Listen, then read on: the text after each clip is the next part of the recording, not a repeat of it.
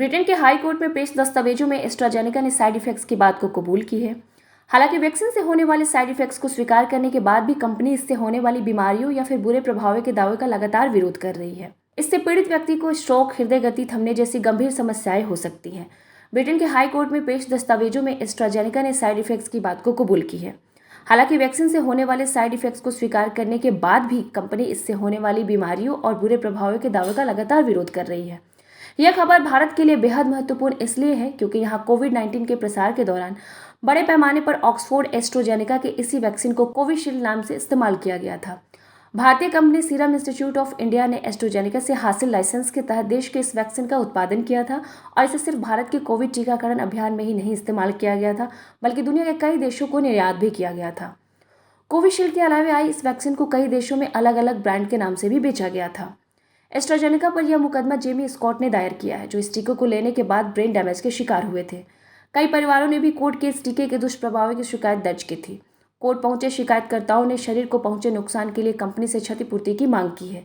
खास बात तो ये है कि ब्रिटेन ने इस वैक्सीन पर कंपनी की इस स्वीकारोक्ति के बाद अब मुआवजा मांगने वालों की संख्या भी बढ़ सकती है। भारत में कोविड के बाद ऐसी मौतों की संख्या अत्यधिक बढ़ गई थी, जिसमें कारण का स्पष्ट पता नहीं चल रहा था।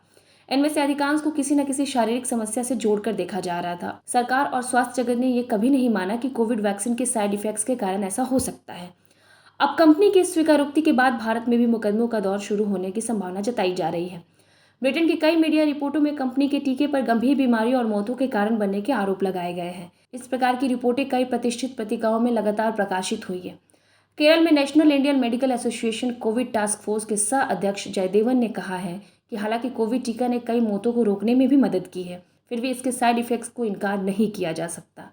हालांकि WHO ने इस टीके को लेकर यह कहा है कि इनसे शायद ही कभी ऐसी स्थितियां विकसित हो सकती हैं। सीरम इंस्टीट्यूट ऑफ इंडिया ने कोविशील्ड नामक कोविड-19 रोधी टीके का उत्पादन किया, लेकिन mRNA प्लेटफॉर्म का उपयोग नहीं किया।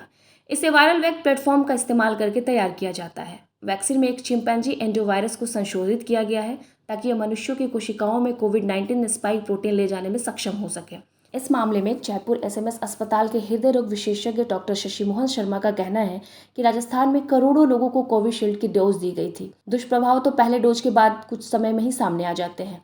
कई अध्ययनों में ये साबित हो चुका है कि कोविड संक्रमण खून का थक्का जमने की आशंका बढ़ाता है। धक्के को टीकाकरण से जोड़ना सही नहीं है।